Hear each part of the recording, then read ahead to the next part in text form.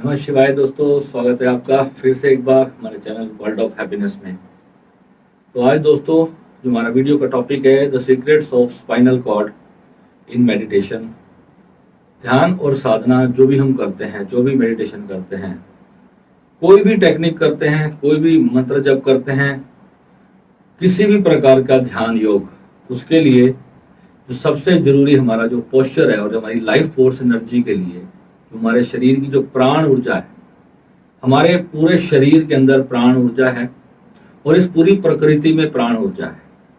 हर दिशा में, हर तरफ, हर समय एक एनर्जी है जो कण कण में, जर्रे जर्रे में काम कर रही है। उसी को जीवन कहते हैं, उसी को लाइफ कहते हैं, और उसी को प्राण, उसी को आत्मा, उसके हजार नाम है। जल में भी है, थल में भी है, नभ में भी है। हर जगह पे चारों दिशाओं में जो परमात्मा है, जो परम लाइफ फोर्स एनर्जी है, वही हमारे जीवन का मेन स्रोत है। जो अगर मैं बात कर रहा हूँ, आप सुन पा रहे हो, तो वही चेतना है, वही कॉन्शियसनेस है कि हमारे विचारों का आदान प्रदान हो रहा है, हमारी फीलिंग्स का आदान प्रदान हो रहा है। जो भी हम एक दूसरे के लिए फील करते हैं, एक दूसरे को हम कह पाते हैं, जो भी हमारे जो संपर्क है आपस में, उसके बीच का जो मुख्य स्रोत है वही हमारी प्राण एनर्जी है, वही हमारी चेतना है, वही हमारी लाइफ फोर्स एनर्जी है। किसी वजन को उठा करके, हमने कोई भारी वस्तु को उठा करके कहीं रखना है, उसमें जो फोर्स लगना है वो भी वो कॉन्शियसनेस है। अब उसमें हमारा ये जो शरीर है, ये भी हमारा लाइफ फोर्स एनर्जी से बना है।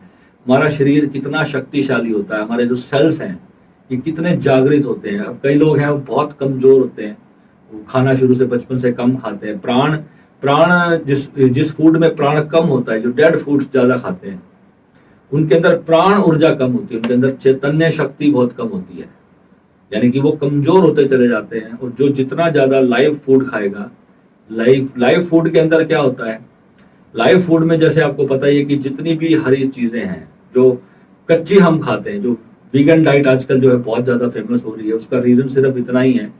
मगर हमारे इंडिया में दुर्भाग्य इतना खतरनाक है, अगर आप डॉक्टर से पूछोगे तो आपको डॉक्टर्स, जो बहुत बड़े लेवल पे डॉक्टर्स हैं, जो सिर्फ मनी माइंडेड डॉक्टर्स ना हो, वो आपको बताएंगे कि इंडिया के अंदर रह करके vegetarian diet is more harmful than a non vegetarian diet. उसका रीजन क्या है कि हम जो खाना खा रहे हैं, जो हम हरी सब्जियां और जो डेयरी प्रोडक्ट्स, दूध दही, ये तो हमारी ताकत के असली स्रोत होने चाहिए। मगर जो जानवर घास खा रहा है, जो जो भी गाय भैंस जो हैं, जो उनको खिलाया जा रहा है भोजन, वही जो है वो यूरिया खाद से बनाया जा रहा है, वही केमिकल्स और फर्टिलाइजर्स और वो सब चीजें जानवर खा रहा है, और वही दूध हमें दे रहा है, और वही दूध हम पी रहे हैं। यानी कि जितनी भी बीमारियां आज आप देख रहे हो, वो सिर्फ जो है हमारे ह्यूमन की जो आबादी इतनी ज्यादा बढ़ चुकी है, और प्रोडक्शन बढ़ाने के लिए जो चीजें यूज की जाती है, सब्जियों में इंजेक्शन लगा करके उनको बड़ा किया जाता है। तो आज के टाइम में अगर कोई मुझसे पूछता है, तो मैं तो उनको यही बोलता हूँ कि वेजिटेरियन डाइट से ज्यादा नॉन वेजिटेरियन डाइट इस वक्त आपकी हेल्थ के लिए अच्छी है। मजबूरी सहित आपको खानी पड़ रही हो भले ही, मगर जो वेजिटेरियन डाइट है वो आप ऑर्गेनिक, अगर आपको कहीं से मिले तो ऑर्गेनिक ही यूज करो। चलो, ये तो हो गई एक बात प्राण ऊर्जा के बारे में मैंने आपको बताया। अब हमारा जो स्पाइनल कॉर्ड है, इसका हमारी प्राण ऊर्जा से क्या संपर्क है। जितनी भी हम साधना करते हैं, जो भी हम ध्यान करते हैं, अब आप देखो कि मैं इस वक्त बिल्कुल नॉर्मल अपनी चेयर पर बैठा हूँ, और मुझे कोई भी जोर नहीं लगाना पड़ रहा अपनी रीढ़ की हड्डी को स्ट्रेट रखने के लिए। यानी मुझे ऐसे करके अपने आप को तान के बैठना नहीं पड़ रहा, ये स्वतः ही अपने आप ही ऐसी है, स्ट्रेट है। इसका एक सीक्रेट है, मेरे को बिल्कुल हल्का फील होता है बैठे हुए, मैं कभी भी यूं ऐसे नहीं होता। मैंने बहुत सारे लोग देखे जो ध्यान साधना करते हैं ना, पहले यूं करके शुरू करते हैं, बिल्कुल अकड़ के चेस्ट बाहर निकाल के एकदम पद्मासन लगा के सिद्ध योगी की तरह बैठते हैं, और 5-10 मिनट होते होते जैसे ही ध्यान थोड़ा सा गहरा होना शुरू होता है, तो एकदम से यूं यूं करते करते पहले गर्दन नीचे और फिर पीठ नीचे, और पता चला बेहोश हो गया। बंदे को पता ही नहीं है कि मैं क्या जप रहा था, कहाँ था, और कौन सी दुनिया में ख्यालों में चला गया, उसको पता ही चला। तो फिर कहते हैं, गुरु जी हम तो ध्यान करते हैं, हमें पता नहीं क्या क्या दिखाई दिया। वो अचेतन मन में फिर न जाने कितनी चीजें चल रही हैं, वो देखते हैं और सोचते हैं हमें भगवान के दर्शन हो गए, हम आकाश में चले गए, हमने ऐसा फील किया, हमने वैसा फील किया। वो सिर्फ इसलिए आपको चीजें दिखाई दे रही हैं क्योंकि अभी तक स्पाइनल कॉर्ड का जो रास्ता है, जो नली है, सुषुम्ना नाड़ी है, जो अभी तक सोई हुई है, वो जागृत नहीं है, वो सुप्त है, वो डेड है एक तरह से, उसमें प्राण का फ्लो नहीं हो रहा है। जब आपके मूलाधार चक्र से जब प्राण एनर्जी आपकी स्पाइनल कॉर्ड में प्रवाहित होना शुरू होती है, तो साधक की जब कुंडलिनी एक्टिव होती है तो सबसे पहले क्या होता है, वो हमेशा मुझे यही बताएगा कि गुरुजी मेरे मूलाधार में अग्नि चल रही है, मेरे नीचे से रीढ़ की हड्डी में एक गर्म सेक जो है ऊपर की ओर प्रवाहित हो रहा है। अब वो जब बाधा पड़ती है उसके अंदर, उस एनर्जी को, उस प्राण एनर्जी को ऊपर जाने में, हमारे सहस्त्रार के भेदन करने में जब बाधा उत्पन्न होती है, तो फिर चक्रास में पेन होना शुरू होता है, यानी हमारी स्पाइनल कॉर्ड में बहुत जबरदस्त दर्द रहना शुरू हो जाएगा, क्योंकि वो ऊर्जा है। जब कुंडलिनी एक्टिवेट होगी, वो शक्ति जब कहीं अंदर उठेगी, तो आपको ऐसा भी लगेगा कि आप जमीन से ऊपर पुश हो रहे अपने आप। और जब आप अपने हार्ट चक्र से ऊपर फ्लो करोगे, जैसे ही आपकी एनर्जी आपके हार्ट चक्र से ऊपर जाने लगेगी, आप बिलीव नहीं करोगे, आपको सच में ऐसा लगेगा कि आप 5 ग्राम के हो गए हो। आपका शरीर इतना लाइट होगा, जब तक आपको वो फील ना हो कि आप उड़ गए आकाश में, हवा में फ्लोट कर रहे हो, तब बैठे हो आप जमीन पर ही। मगर आपका जो सूक्ष्म शरीर है, जो अंदर की जो आपकी जो कॉन्शियसनेस है, जब वो आकाश में चली जाती है, यानी कहीं सहस्त्रार को खोल के जब वो बाहर चली जाती है, तब एक्चुअल में आपको असली रियलाइजेशन फील होती है कि आप एक्चुअल में कॉन्शियसनेस हो, ये बॉडी आप हो ही नहीं। अब एक इतना मोटा इंसान है, बहुत भारी मोटा इंसान है, और उसकी कुंडलिनी सब सोई हुई है, कभी जिंदगी में कोई ध्यान नहीं किया, कोई योग नहीं किया, कभी प्राण के लिए कोई साधना नहीं करी, कुछ भी नहीं किया। वो सिर्फ यही मानता है कि मैं तो एक डंगर हूँ, एक बैल हूँ, एक जानवर हूँ। उसको वो अपने आप को बस एक इंसान की तरह ही समझता है। उसको पता ही नहीं कि उसके भीतर क्या दिव्यता छुपी हुई है, कितना बड़ा चमत्कार उसके शरीर के अंदर ही रहस्यमयी चीज छुपी हुई है। और जब ये पार इसका अनुभव होता है, पारलौकिक अनुभव जब एक व्यक्ति करता है, तभी केवल उसको पता चलता है कि मन और आत्मा की फीलिंग्स के अलावा मैं कुछ बहुत बड़ी चीज हूँ, मैं कुछ स्पेशल हूँ, बहुत ज्यादा स्पेशल। मेरे अंदर कुछ ऐसा तत्व ईश्वर ने रखा है जो वो स्वयं है, वो कोई और नहीं। ईश्वर की सृष्टि में ईश्वर के सिवा और कुछ है ही नहीं। आप, मैं, कोई भी जानवर, पेड़ पौधे, नदी नाले, नक्षत्र, समुद्र, पहाड़, झरने, रेगिस्तान, ये सब उसी की एक शक्ति से बने हुए, उसी ऊर्जा से बने हुए सारी चीजें हैं। जो भी आपको दिखाई दे रहा है, ये सब कुछ जो है एक वाइब्रेशंस है, ऊर्जा से बना हुआ सारा ब्रह्मांड है। सब कुछ उसी चेतना का ही हिस्सा है। विज्ञान इस चीज को पूरी तरह प्रमाणित कर चुका है। मगर ये जो 5 तत्व हैं, इनकी जो फॉर्मेशन है, हर जीव के अंदर किसी में 5 तत्व है। जैसे हम इंसान है, हमारे अंदर 5 तत्व है। जानवरों कोई ऐसा होता है, किसी में 3 तत्व है, किसी में 2 है, किसी में 1 ही तत्व है। जल के जीव होते हैं, उसमें 1 या 2 ही तत्व होते हैं, 5 एलिमेंट्स नहीं होते उनकी बॉडी के अंदर। तो ये परमात्मा की सृष्टि है, उसमें जितने भी जीव जंतु ईश्वर ने बनाए हैं, सबके अलग अलग चीजें, अलग अलग उनकी जो फंक्शंस हैं, वो अलग अलग, उनकी जो मेड है वो सबकी अलग अलग है। ठीक है, मगर एक चीज सभी के अंदर कॉमन है, जो प्राण ऊर्जा है वो सभी के अंदर वही है, जो जीवन है वो सभी के अंदर वही है, चाहे वो कोई पेड़ हो, चाहे कोई इंसान हो, चाहे कोई जानवर। अब उसी प्राण एनर्जी को मनुष्य कैसे जागृत अवस्था में अपने शरीर के रहते हुए उसको अनुभव कैसे कर ले, जो वो जन्म लेने से पहले था। जब आपका जन्म नहीं हुआ था, तब आप किसी फॉर्म में थे। अब जन्म हुआ है, अब आप शरीर में हो, तब आप किसी फॉर्म में हो। फिर ये शरीर चला जाएगा, फिर जो भीतर का खाली तत्व है, जो आकाश तत्व है, वो फिर वैसे का वैसा ही रहने वाला है। वो नहीं समाप्त होगा, उसे जलाया काटा मारा नहीं जा सकता, वही आत्मा है। अब उस आत्मा को जब जन्म होता है इंसान का, जब बच्चा पैदा होता है, आप देखना एक छोटा बच्चा जब पैदा होता है ना, तो उसके सर से एक ऐसे छोटा सा, एक ऐसे नरम सा मांस का टुकड़ा होता है, जो धीरे धीरे धीरे धीरे धीरे बाद में बंद हो जाता है। जब चेतना है वो उसके इसी शिवलिंग रूपी स्कल से ही जो है उसके अंदर जाती है। ये हमारी जो खोपड़ी है, ये वास्तविक में शिवलिंग का जो है एक सिंबल है। जो शिवलिंग हम मंदिर में देखते हैं ना, ये वास्तव में हमारी ही बॉडी है, ये कुछ और नहीं है। ये हमारा ही शरीर का, हमारा शरीर एक पूरा ब्रह्मांड है। जैसे पूरा आकाश है, ऐसे ही हमारा शरीर है। हमारे इसी शरीर के अंदर ये पूरा अस्तित्व समाया है। हम सोचते हैं कि हम अस्तित्व के अंदर हैं, हम ये सोचते हैं, मगर एक्चुअल में हमारा ये शरीर अस्तित्व के अंदर है और हम ही अस्तित्व है। अब अस्तित्व हमें फील क्यों नहीं हो पा रहा, हम उसको जान क्यों नहीं पा रहे? वो इसलिए नहीं जान पा रहे क्योंकि ये जो मार्ग है, ये जो गेट है, ये बंद हो चुका है। अब इसके नीचे हमारे 7 ताले लगे हैं। 7 दरवाजों के भीतर सबसे नीचे मूलाधार में चेतना होती है। अब किसी ने अपने पूर्व जन्मों में बहुत सारी साधना करी, तो कोई स्वादिष्टान पे किसी का जन्म हुआ, किसी का अनाहत चक्र पे हुआ, किसी का विशुद्धि पे हुआ, ये हर इंसान के अपने कर्मों पे आधारित होता है। जिसके जितने न्यूनतम कर्म होंगे, जितना नीचे की वो चेतना होगी, निम्न चक्र के जो वाइब्रेशन पे उसकी चेतना है, वो उतना ही जो है उसको दुख वाला जन्म, उसको दुख वाला जीवन उसको मिलेगा। यानी वो उतना गरीबी में पैदा होगा, लाचारी में पैदा होगा, अभाव में पैदा होगा, उसको जीवन की खुशियां प्राप्त नहीं होंगी। वो जितना निम्न स्तर की वो नीचे गिरता चला जाएगा, और वैसे जैसे वो कर्म करेगा वैसे ही उसको फिर आगे जन्म मिलेगा। अगर एक योगी है, वो साधना करता जा रहा है, धीरे धीरे अपने जीवन को उठा रहा है, ये कई जन्मों की पड़ाव की यात्रा है, धीरे धीरे धीरे आप ग्रो करते हो। और जो लकी लोग होते हैं, जो भगवान की कृपा हो जाए, अगर आप सच्चे मन से शुद्ध होकर के अपने मन को एकाग्र करके परमात्मा के लिए और अपनी असली गोल के लिए जब आप लग जाते हो, तो इसी जन्म में ही पाना संभव है। इसी जन्म में ही हम जब जन्म कुंडली देखते हैं, जन्म कुंडली के अंदर जब हम किसी के बृहस्पति की पोजीशन देखते हैं ना, तो पता चल जाता है कि इसके पूर्व जन्मों में इसने साधना भक्ति क्या करी होगी।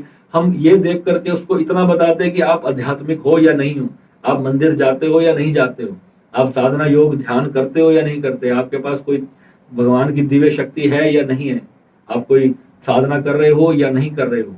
ये बृहस्पति की पोजीशन को और शुक्र की पोजीशन को देख करके पता चल जाता है। पंचम भाव है हमारा, वो हमारे पूर्व जन्मों के कर्म दिखाता है। उसमें ये पता चलता है कि पिछले जन्मों के हमारे कितने लेन देन हमारी जिंदगी में पेंडिंग पड़े हुए हैं, वो सब दिखाता है हमारे को। यही हमारा ज्योतिष विज्ञान है पूरा का पूरा। अब इसके अंदर जो हमारे 7 चक्र हैं, इन्हीं की चक्रों की साधना की जाती है। धीरे धीरे जब आप 1 चक्र 2 चक्र से आप ऊपर उठते उठते उठते उठते जब एक दिन अपने सहस्त्रार में आ जाते हो, तो जब वो ऊर्जा आपकी रीढ़ की हड्डी के जो अंदर हमारी जो सुषुम्ना नाड़ी है, जब उसमें प्रवाह होना शुरू हो जाती है, यानी 2-3 चक्र भी आपके खुल जाते हैं, तो आप घंटों बिना सहारे के, बिना किसी पीछे टेक लगाए, आप घंटों आराम से बैठे रहोगे। और साधना में आप यूं करके अपना ज्ञान मुद्रा लगा करके बैठे हो, और 4 घंटे बीत गए, 5 घंटे बीत गए, मगर आप गिरोगे नहीं, आप यूं कभी ऐसे ऐसे गर्दन आपकी नहीं होगी। उसका रीजन क्या है कि जो भीतर आपकी जो प्राण ऊर्जा है ना, वो आपकी रीढ़ की हड्डी, जो आपके शरीर को उठा के रखने का जो बेस है, वो उसमें प्रवाहित हो जाती है। बिल्कुल ऐसा फील होगा जैसे आपकी रीढ़ की हड्डी में किसी ने लोहे का डंडा फंसा दिया या लोहे का सरिया फंसा दिया हो, और बिल्कुल वो स्ट्रेट ऐसे खड़ा हो जाए और आप इस तरीके से बैठे हो। पूरा शरीर आपने ऐसे छोड़ दिया जैसे कि कहीं गिर जाए, मगर वो गिरेगा नहीं, वो बैठा रहेगा उसी तरह। आप योगी को पता ही नहीं होता कि 5 घंटे हो गए साधना में, 6 घंटे हो गए। वो तब फील होगा जब वो हमारी रीढ़ की हड्डी से उस ज्ञान को ऊपर पहुंचाएगा जो वास्तविकता है। अब उसके लिए जो साधनाएं हैं, अब उसमें कोई प्राणायाम करता है, कोई कुछ करता है, लाखों करोड़ों अरबों जाप भी कोई व्यक्ति कर ले, तब भी कुंडलिनी जागृत नहीं होती। अब कुंडलिनी को पहले सुषुप्त अवस्था से जागृत किया जाता है, फिर चक्रों को खोलना होता है, चक्रों को बैलेंस करना होता है। चक्र कोई बहुत ज्यादा बड़ा हो जाए, बहुत ज्यादा फैल जाए, तो उस चक्र से जुड़ी हुई समस्या भी इंसान को आने लग जाती है। अब जाने की देखो, किसी का हृदय चक्र है, वो बहुत ज्यादा ही बड़ा हो जाए, बहुत ज्यादा ही फैल जाए, तो वो व्यक्ति अपना सब कुछ दुनिया को लुटा देगा। ये भी आपका बैलेंस होना चाहिए। दिमाग का जो चक्र है, आज्ञा चक्र, ये भी आपका बैलेंस होना चाहिए कि किस परिस्थिति में हमें कैसे निर्वाह करना है। हम जब हृदय चक्र पे आते हैं, तो हम बहुत ज्यादा, हमारे अंदर जो है गिविंग बहुत ज्यादा आ जाती है, और उस चीज का इस समाज की प्रकृति, फिर हमारे लोगों की जो नेचर है, उनके साथ हमारी जब वो मैच नहीं खा पाती, तो फिर लोग हमारा इस्तेमाल करना शुरू कर देते हैं। हर चक्र के साथ ऐसा ही होता है, मगर यहाँ पे आपको समझना है कि कब मेरे जीवन में किस चक्र का बुरा प्रभाव आ रहा है। जैसे कोई भी आपका चक्र है, वो अगर मान लो कोई घटना आपके जीवन में घट रही है, सपोज आपके नुकसान पे नुकसान होते जा रहे हैं, कोई भी आपका कार्य सिद्ध नहीं हो रहा है, कोई अच्छी खुशी आपकी जिंदगी में आ ही नहीं रही, सब नेगेटिव ही नेगेटिव होता चला जा रहा है, तो इमीडिएटली समझ जाओ कि आपकी चेतना जो है वो मूलाधार की तरफ जा रही है, वो नीचे गिरने की कोशिश कर रही है, वो नीचे गिर गई है या पूरी तरह डैमेज हो चुकी है। तो जब आप उसको फिर से उठाना शुरू करोगे, परमात्मा का नियम है कि जैसे ही आप अपना स्थान छोड़ करके दूसरे स्थान पे चले जाते हो, यानी मूलाधार छोड़ करके अपर एनर्जीज में चले जाते हो, अपर के चक्रास में आ जाते हो, तो वहां पर जाकर के मूलाधार वाले दुख आपको नहीं आएंगे। मूलाधार वाले दुख आपको उसी लोक में आएंगे, उसी चक्रा पे फील करेंगे जब आपकी चेतना मूलाधार में है। और जब सहस्त्रार में रहोगे, आगे चक्र में रहोगे, तो दिव्यता अनुभव होने वाली है। ठीक है, तो हमारे कोर्सेज में हमारी जो चक्रा की जो साधनाएं हैं वो इसके लिए बहुत बहुत बहुत ज्यादा आवश्यक है। आप में से कोई भी साधक है जो हमारी लाइफ टाइम सदस्यता से जुड़ना चाहता हो, इस साधनाओं को करके, ये साधनाएं मैं आपको इसलिए कहता हूं क्योंकि इनके बिना आज की डेट में भारत में आनंददायक हैप्पीनेस वाला जीवन संभव है ही नहीं। कोई भी व्यक्ति है उसके साथ कुछ ना कुछ तो दुख लगा ही रहेगा। जो व्यक्ति अपने इस संसार को पूरी तरह से एक साइड पे रख करके जो पारलौकिक चीजों को अनुभव करना चाहता है, वो हमारे चैनल के माध्यम से हमारे साथ यहाँ पर जुड़े, उसका मैं तहे दिल से स्वागत करता हूँ। और पहले ही दिन से आपको साधना में अनुभव होने शुरू हो जाएंगे। अगर आप हमारी सारी साधनाएं सिर्फ 15 या 20-20 बार कर लें, यानी कि हमारे लगभग 28 साधनाएं हैं, और आप सभी साधनाओं को सिर्फ 20-20 बार अगर कर ले, यानी कि 20-20 घंटे, मात्र 20-20 घंटे आपने हमारी 30 साधना को दिए, यानी कि अपने एक साल में आपने या 600 घंटे सिर्फ आपने दे दिए, तो आपको वो सब अनुभव हो जाएंगे जो एक्चुअल में एक योगी करना चाहता है। सबसे पहले तो आपको यही क्लियर हो जाएगा कि आप शरीर हो ही नहीं। आपको ये पता चलेगा कि इससे परे मेरी एक्चुअल रियलिटी क्या है। और उसके लिए जो सबसे मेन जरूरी चीज है वो हमारी स्पाइनल कॉर्ड है। जब तक ये रास्ता ही बंद है, यानी कि सप्लाई ऑफ एनर्जी, करंट की सप्लाई ही बंद है, तो वहां जाकर के रोशनी नहीं होगी, क्योंकि बीच का सारा सिस्टम आपने ब्लॉक करके रखा हुआ है। और आपके रोजमर्रा के कर्म आपके चक्रास पे बुरी तरह से इफेक्ट डालते हैं। हम जितने भी उपाय करवाते हैं ना, उसका पीछे हमारे इन चक्रास का बहुत बड़ा रोल होता है।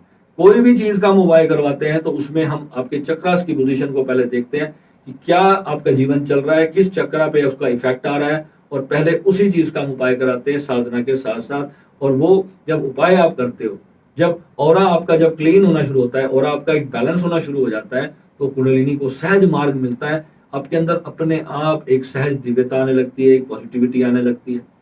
अब जहां अटैचमेंट संसार में हमारी हो जाती है, अटैचमेंट्स में क्या दिक्कत है सबसे ज्यादा, क्योंकि हम लोग इंसान हैं, हम सभी के साथ जुड़े हैं, हम सोसाइटी में रहते हैं, हम लोग रिश्तों में जुड़े हैं, परिवार में जुड़े हैं, प्रेम संबंधों में जुड़े हैं। हजारों ऐसे लोग होते हैं जो हमारे साथ कहीं ना कहीं हमारे हृदय चक्र पे कनेक्टेड हैं।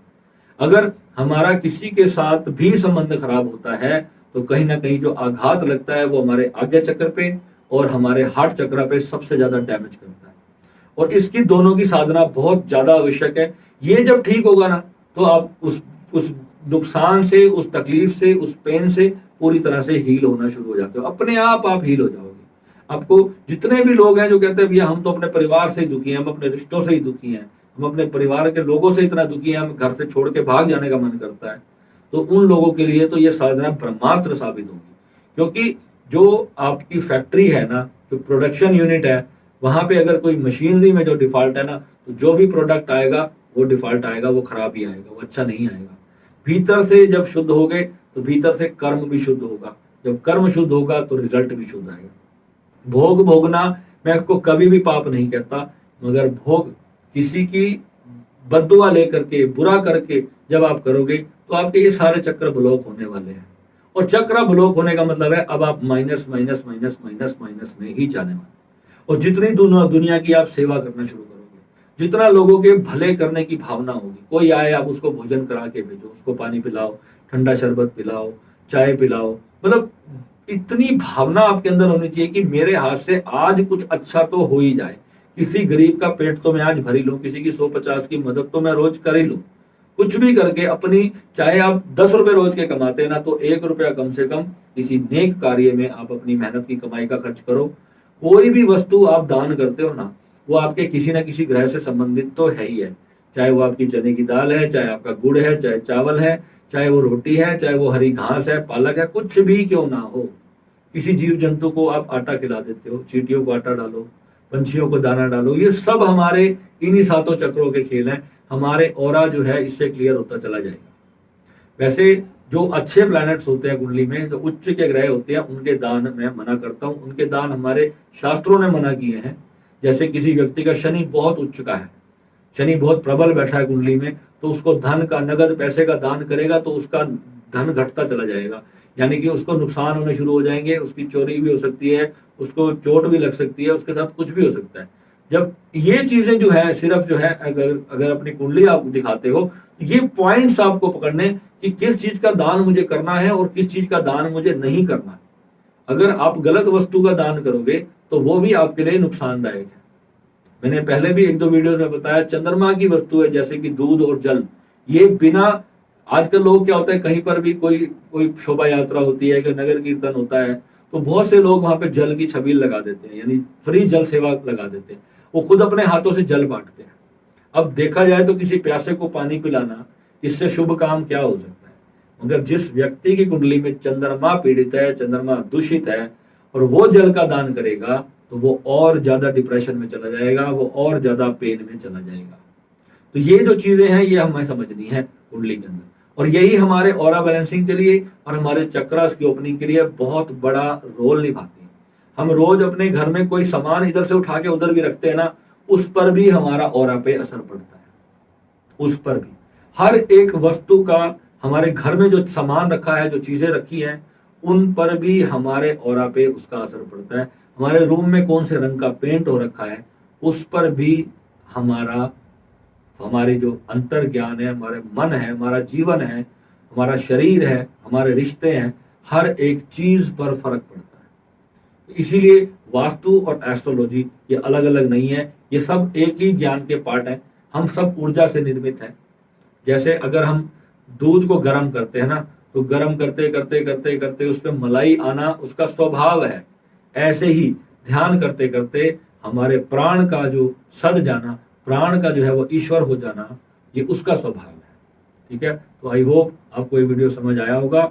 और अब जो भी लोग कहते हैं गुरुजी हमसे 15 मिनट से ज्यादा बैठा नहीं जाता, जिनकी ये क्वेश्चन है कि हम 10 मिनट बैठते हैं हमें नींद आ जाती है, तो आप समझ लो कि पहले आपको सिर्फ कुंडलिनी साधना करनी है और चक्रास की साधना करनी है और ऑरा बैलेंसिंग करनी है। हमारी ये 3 मुख्य साधनाएं हैं, ये तीनों में आप पहले ज्वाइन कर सकते हो। लाइफ टाइम मेंबरशिप अगर आप नहीं भी करना चाहते तो आप ये 3 साधना आप करो। जो कहते हैं कि 10 मिनट से ज्यादा हम बैठ ही नहीं पाते, तो उनके लिए तो मैं मुख्य ये 3 साधनाएं सजेस्ट करूंगा।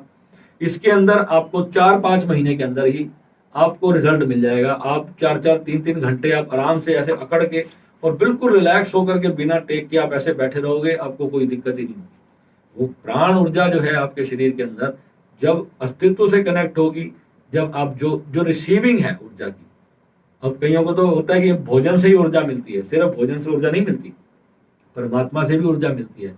जब ये एंटीना जाग जाएगा ना, तो कहीं पर बैठे हो 2 दिन खाना नहीं मिलेगा ना, तो बस आंख बंद करोगे और भोजन मिल जाएगा शरीर को, उतना मिल जाएगा जितना जीने के लिए जरूरी है, मरोगे नहीं। एक साधक है जो पूरी तरह से जागृत हो गया, वो 30-40 दिन बिना भोजन के आराम से निकाल लेता है। आपने देखा होगा जो संतों ने अभी पीछे भूख हड़ताल करी थी, तो 30-30 40-40 दिन तक वो बिना भोजन के कैसे रह लेते हैं। ऐसे ऐसे साधक हैं जो 20-20 साल से सिर्फ चाय और पानी पर, वृंदावन में मैंने खुद देखे हैं, सिर्फ चाय और पानी पी करके जीवित है। एक महाराज जी यूट्यूब पे दिखाया था उन्होंने, डिस्कवरी वालों ने उनकी वो भी करी थी, उस पर डॉक्यूमेंट्री करी थी। पिछले 25 साल से वो खड़े हैं, बैठे ही नहीं है कभी। अब मजाक उड़ाने वाले तो मजाक उड़ाते हैं, उनको बोलते खड़े बाबा जी, उनका मजाक उड़ाते हैं, मगर ये नहीं समझते कि उन्होंने एक ऐसी साधना सिद्ध कर ली है जो उनको थकने ही नहीं देती। उनके अंदर एक ऐसा प्राण प्रवाहित हो गया है जो इतना हाई है, जो उनके अंदर उनकी टांगों में कभी दर्द होता ही नहीं। ये ऐसी ऊर्जा प्राप्त हो जाती है। ये साधक 2 घंटे सो करके 18 घंटे काम कर लेता है। ये जो चीजें हैं ये सारे रहस्य हमारे ही अंदर है। ठीक है, तो आई होप ये वीडियो आपको अच्छा लगा होगा। मिलेंगे अगले वीडियो में। नमस्कार।